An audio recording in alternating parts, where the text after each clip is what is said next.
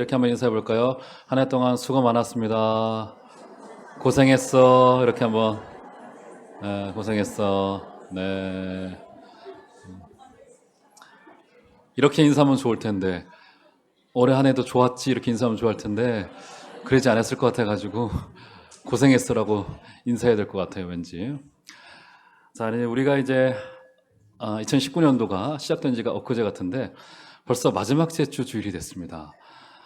저야말로 2019년도가 정말 눈 감았다 떴는데 마지막 주가 된 것 같아요. 정말 시간이 엄청나게 빨리 지났고 정말 쏜살 같다라고 하는 말이 딱 들어맞을 정도로 이렇게 한 해가 빨리 지난 것 같습니다. 이렇게 묵은 해를 보내고 새해를 이렇게 맞게 될 때마다, 특별히 계절이 또 바뀌어질 때마다 저는 좀 신비스럽다는 생각이 듭니다. 그 지난 여름에 뜨거웠는데 다시 이렇게 추운 겨울이 오고, 이 추운 겨울도 1, 2월을 보내고 나면 또 3월에 새싹이 오를 거 아니겠습니까? 2019년도도 시작할 때 언제 가나 싶었는데 시간이 가서 지금 연말 마지막 주에 와 있어요. 저는 이렇게 계절이 바뀌고 해가 바뀔 때마다 신비하다는 생각을 하고, 뭔가 우리에게 하나님께서 묵상할 거리를 던지는 거 아닌가 싶은 생각이 들어집니다. 이렇게 해가 바뀌어질 때 드는 생각이 뭐냐면, 우리가 한 게 아무것도 없습니다. 그렇지 않습니까? 시간을 흐리게 할 수도 없고 계절을 바꿀 수도 없어요. 그런데 계절은 바뀌어서 우리에게 오는 겁니다. 여러분, 그렇게 언젠가 주님도 그렇게 오실 것 같아요. 우리가 예상하지 못했던 바로 그때 언제 오나? 그저 천년만년 살 것 같고 여기서의 영화와 부귀가 전부일 것 같은데, 언젠간 시간이 멈추고 역사의 종착역에 다가와서 그 여기에 우리를 맞이하고 계신 우리 주님을 만나게 될 날이, 우리가 마치 해가 바뀌어질 때, 계절이 바뀌어질 때 아무것도 한 것 없이 해가 오고 새로운 해가 오고 새로운 계절이 오듯이 이렇게 우리에게 다가올 것만 같습니다. 주님 오시는 그 날을 지혜롭게 잘 준비하시는 은혜가 있기를 바랍니다. 저는 이 연말과 연초 해가 바뀌어지는 이 신비를 하나님이, 특별히 이제 우리나라 같은 경우는 사시사철에 바뀌잖아요. 그때마다 우리가 묵상해야 될 것이, 우리가 다시 오실 주님이 언젠가 오시겠구나라고 하는 묵상거리를 주는 거 아닌가 싶은 생각을 갖습니다.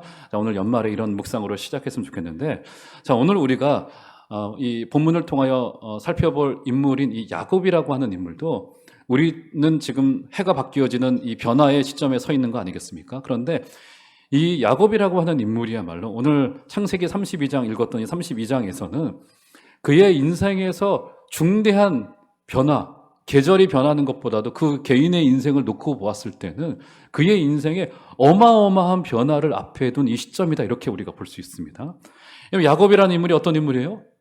야곱은 굉장히 부정적인 느낌이 강합니다. 그렇죠? 야곱이라고 하는 이름 뜻 자체로부터 시작을 해서 또 그의 인생의 행로와 그가 선택했던 일들을 돌아보았을 때 야곱이라고 하는 인물이 굉장히 부정적인 이미지를 가지고 있어요. 그 어떤 사람이었습니까? 한마디로 그의 인생의 초기에는 굉장히 이기적인 사람이었습니다. 그리고 계산에 빨랐어요. 우리 그런 사람 있지 않습니까?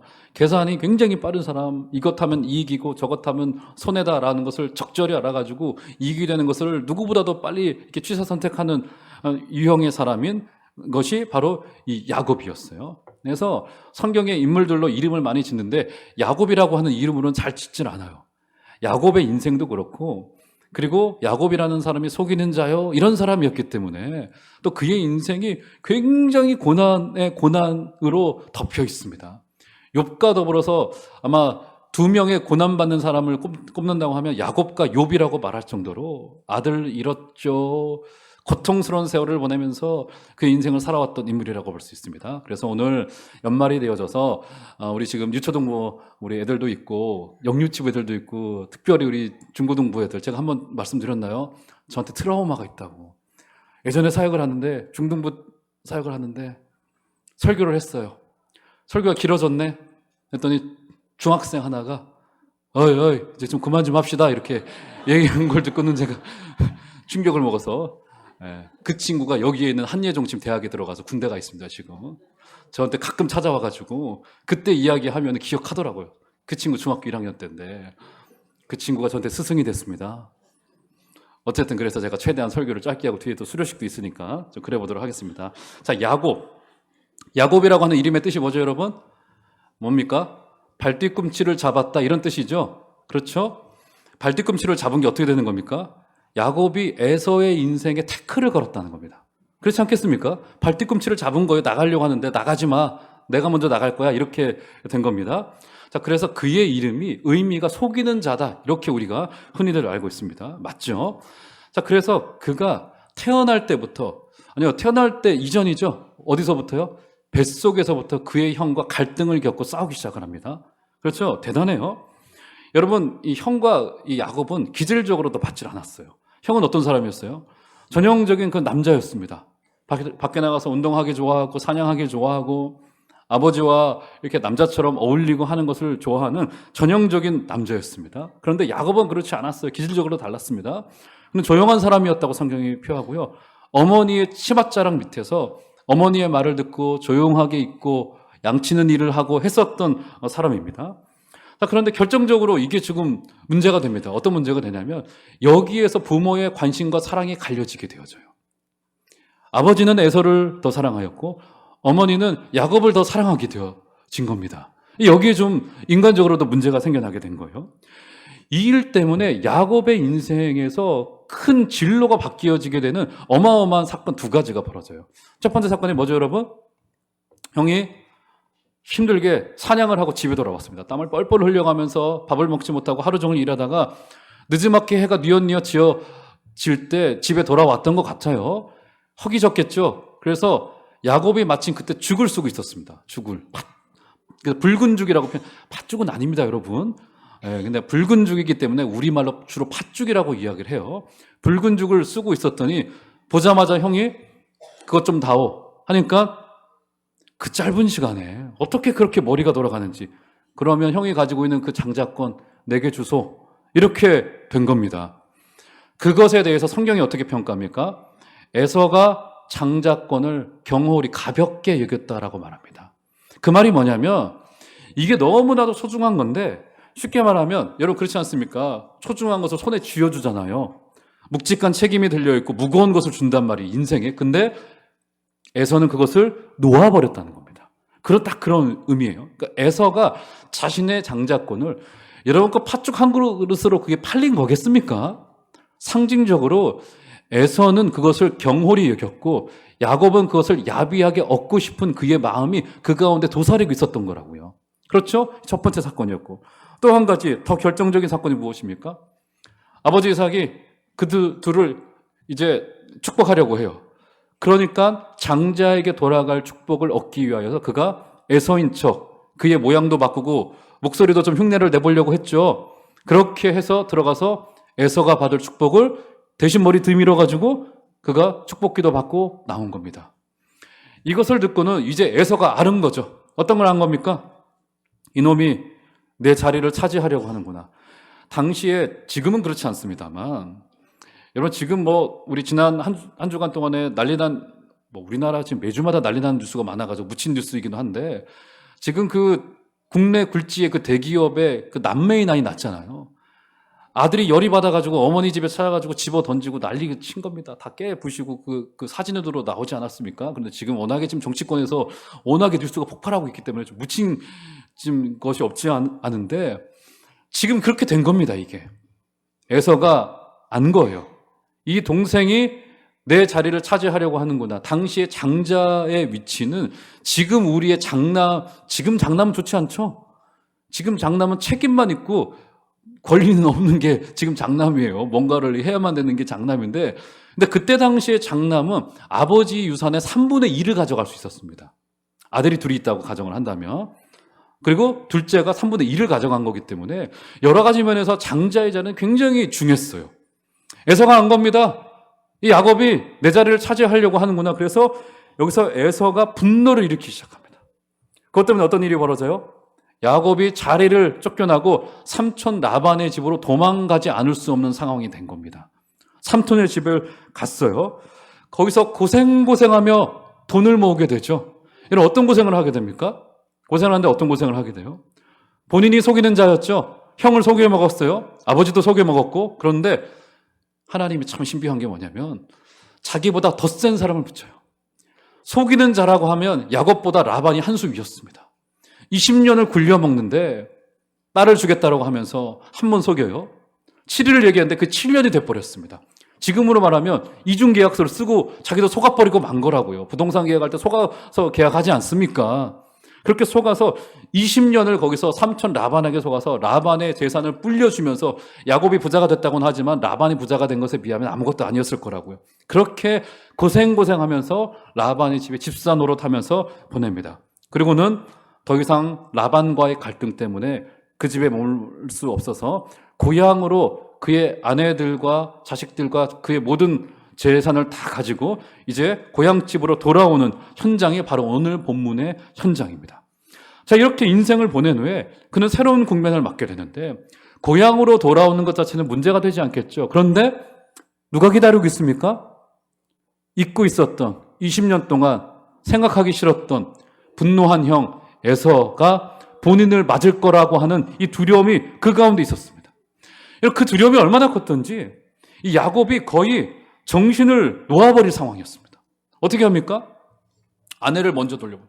선물을 보내서 강 건너편으로 에서에게 에서의 창끝으로 아내들을 먼저 보내버립니다. 얼마나 죽음이 두려웠고 정상적인 판단을 하지 못할 상황이었으면 자신의 자식들과 종들과 아내들을 먼저 보내가지고 에서가 어떻게 나오나 보자 선물을 받고 이렇게 하고 본인은 비겁하게 강을 건너지 않고 홀로 어두운 밤을 고통스러운 밤을 보내고 있던 이 상황이었습니다. 여러분 생각해 보세요. 지금 야곱은 자신이 원하는 대로 거부가 됐습니다. 열심히 일했어요. 높은 자리에 올라갔고 우리로 말한다면 고위공직에 올라갔고 월급도 많아졌고 사업도 대박났고 이런 상황이 되어졌습니다.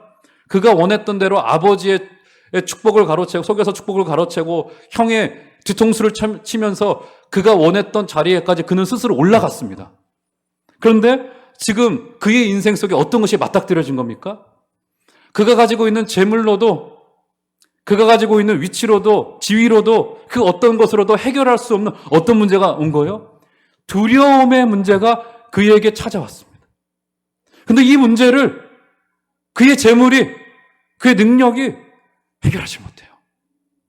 이성적인 판단을 하지 못하고 자신에 앞서서 아내들을 사지의 죽음의 자리로 몰아내고 자식들을 몰아넣고 자신의 종들을 몰아넣습니다.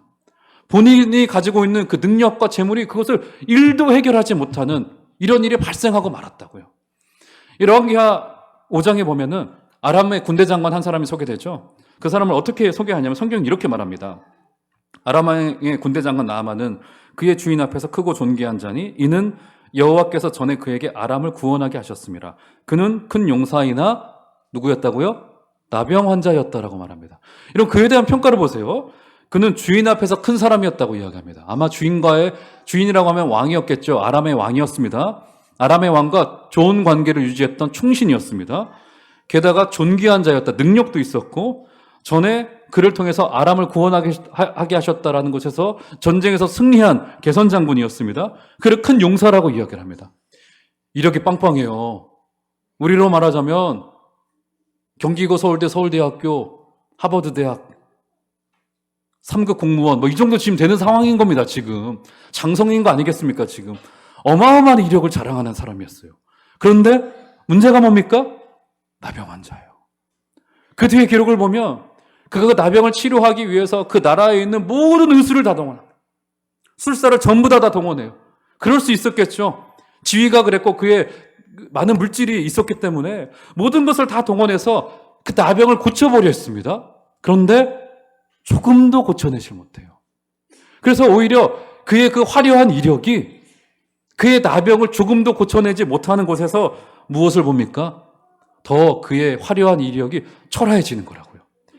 여러분 이것은 무엇을 말하는 걸까요? 이 야곱의 두려움 앞에서 나아만 장군의 이 나병 앞에서 우리가 무엇을 볼 수 있는 겁니까? 우리 인간들에게는 이런 치명적인 인생의 문제가 있어요. 그 인생의 문제는요, 우리가 아무리 많은 재물을 모으고 아무리 높은 자리에 올라가고 야곱처럼 본인이 원하는 것을 이루어낸다 하더라도 절대로 해결할 수 없는 문제라고요. 그 치명적인 문제가 있고요. 바로 그 죄의 문제라고 하는 인간이 우리의 그 내적인 자원으로 어떤 것도 해결해내지 못했던 죄의 문제라고 하는 이 치명적인 문제가 인간에게 있는 거라고요. 그래서 나아만은 자신이 가진 그 명성과 재물과 그 여유와 그가 이루어놓은 업적과 이력 어떤 것으로도 절대로 그 문제를 해결하지 못했습니다. 야곱도 마찬가지였어요. 그 평생에 걸쳐 해결할 수 없었던 그 두려움의 문제가 그 앞에 도사리고 있습니다. 그러면서 이제 야곱이 이제 그 외로운 밤을 홀로 있던 와중이에요. 자, 한번 성경으로 볼까요? 창세기 32장으로 다시 한번 가보시면 이렇게 이야기를 합니다. 23절을 보시면 이렇게 이야기를 합니다. 그들을 인도하여 시내를 건너가게 하며 그의 소유도 건너가게 하고. 자, 이거 읽을 때마다 진짜 욕이 나와요, 욕이. 나쁜 놈 아닙니까, 이거 진짜. 열받잖아요, 이게. 그 남자가 그래도 폼에 살고 폼에 주는 게 남자인데, 아내를 먼저 그 자신의 형의 그 칼끝으로 보내가지고 나는 살겠다고 지금 그렇게 해놓고 있는 나쁜 놈입니다, 이게.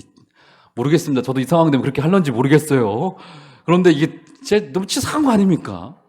죽으려면 같이 죽던가, 살려면 같이 살던가, 아내를 먼저 보내버리고 말해, 자식들도 그렇고 재물도 다 보내서 뭐 어떤 기대를 했던 걸까요? 형의 분노가 좀 누그러뜨려졌나?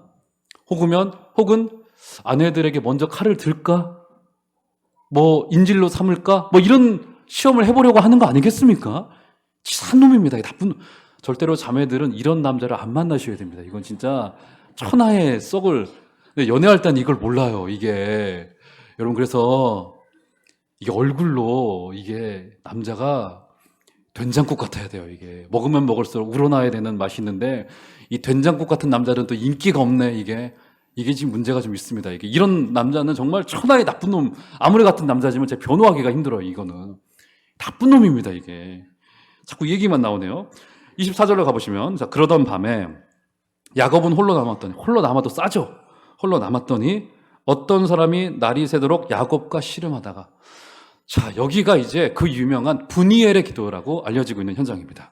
자, 그래서 브니엘의 기도를 우리가 지금까지는 어떻게 이해를 해왔냐면, 야곱이 인생의 위기 가운데 하나님을 열심히 붙들고 열심히 기도했다더라. 그것이 바로 이 브니엘의 기도의 현장이다. 이렇게 이해를 해왔어요.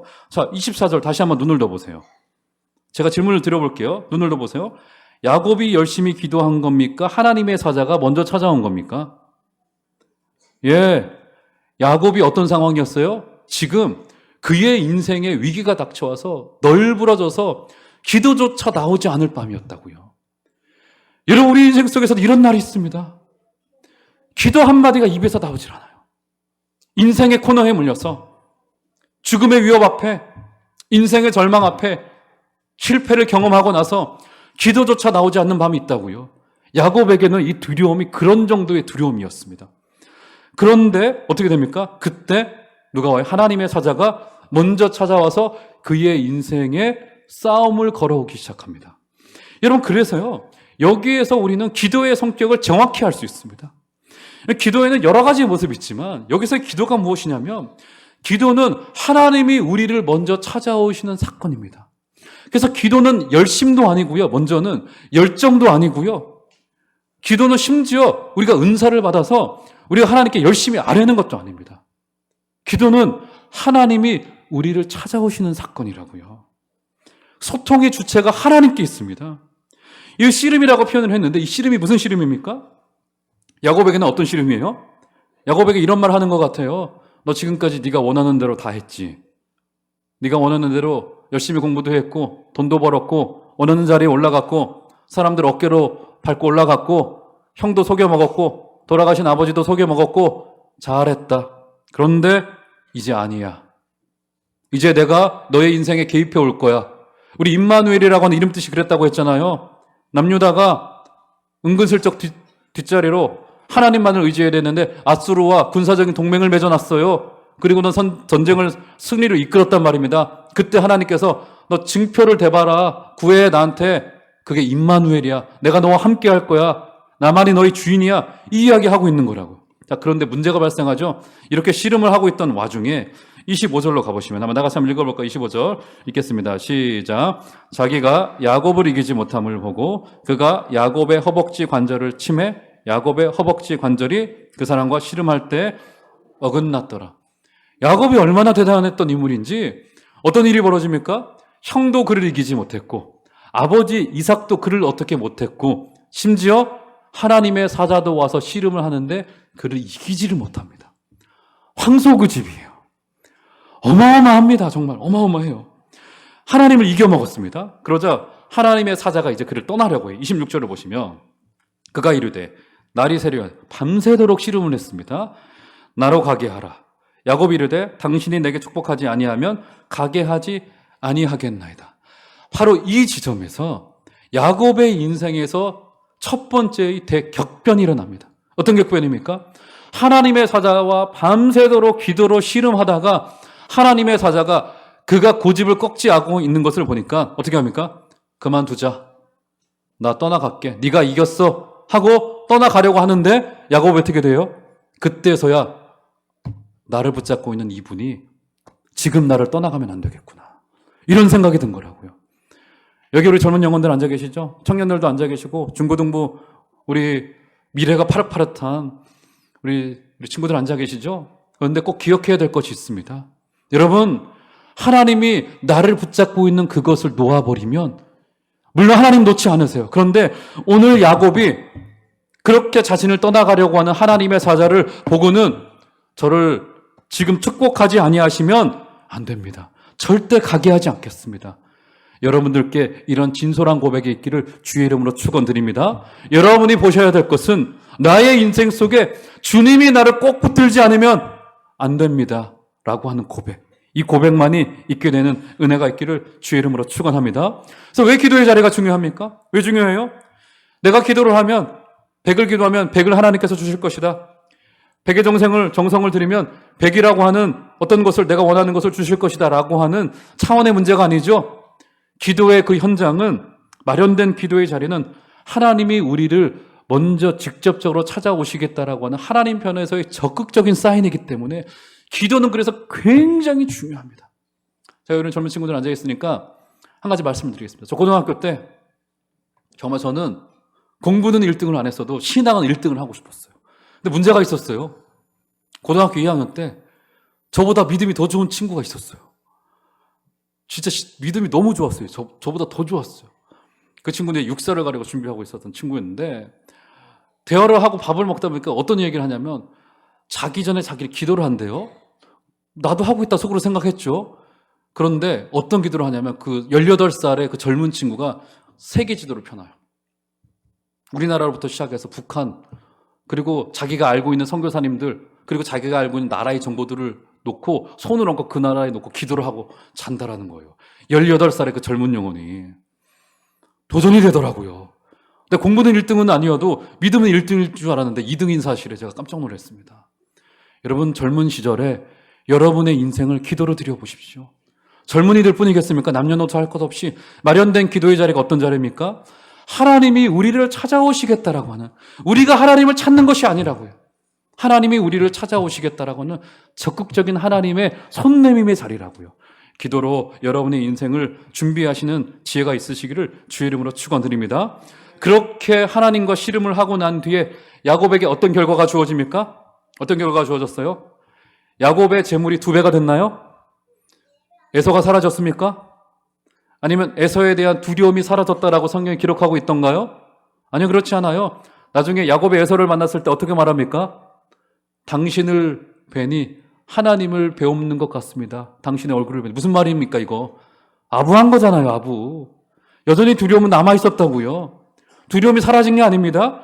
그에게 2가지의 결과가 찾아옵니다. 첫 번째, 28절 가볼까요? 다 같이 한번 28절을 한번 읽어보도록 하겠습니다. 시작. 그가 이르되 내 이름을 다시는 야곱이라 부를 것이 아니요 이스라엘이라 부를 것이니 이는 내가 하나님과 및 사람들과 겨루어 이겼음이니라. 예, 개명합니다. 여기서 이름을 야곱에서 이스라엘로 개명해요. 야곱의 이름 뜻이 무엇이었다고요? 발뒤꿈치를 잡은 자, 속이는 자. 누구를 속였어요? 형과 아버지 이삭을 속였죠. 말 그대로 자신이 원하는 대로 인생이 그렇게 결과되어졌어요. 그런데 그의 이름이 뭐라고 변화되어졌습니까? 이스라엘. 우리 이스라엘이라고 하는 이름이 굉장히 거룩하게 느껴지는데 이스라엘의 이름 뜻이 뭡니까, 여러분? 예, 이스라엘 이름 뜻이 정확히 하나님과 겨루어 이겼다라고 하는 뜻을 가지고 있습니다. 무슨 말이에요? 하나님을 이겨먹은 자. 이런 뜻이라고요. 이것이 이스라엘의 국호가 되어져요. 그렇죠. 그 민족의 국호가 되어집니다. 무슨 말입니까? 너희들 기억해. 너희들 꼬라지가 그 꼬라지였어.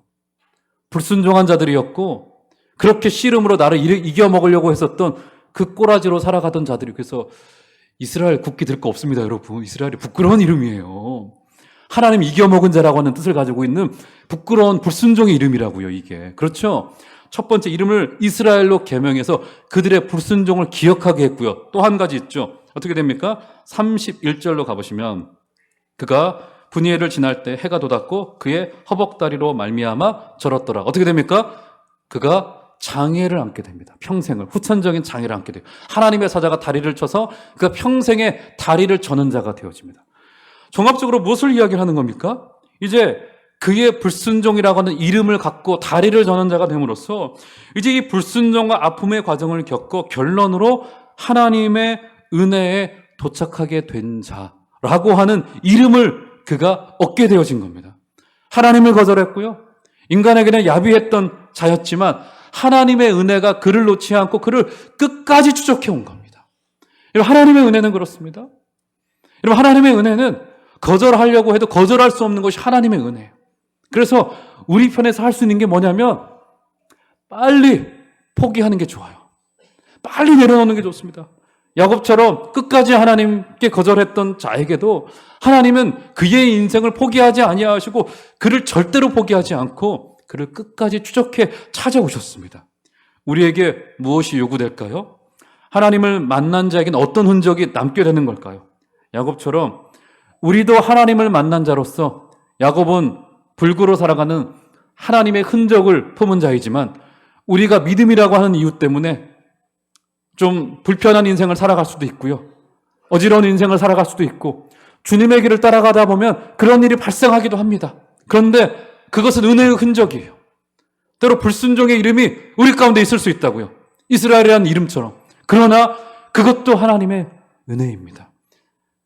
사랑하는 여러분, 심판의 자리까지 찾아오셨던 하나님의 은혜를 기억하시면서 여러분의 평생을 이 계절이 바뀌어지고 해가 바뀌어지는 이 변화의 시점에서 내년도 2020년도에도 하나님의 은혜를 붙들겠다라고 다짐하시고 귀하게 일어나시고 하나님의 은혜를 붙드시는 여러분들 다 되어주시기를 주의 이름으로 축원합니다.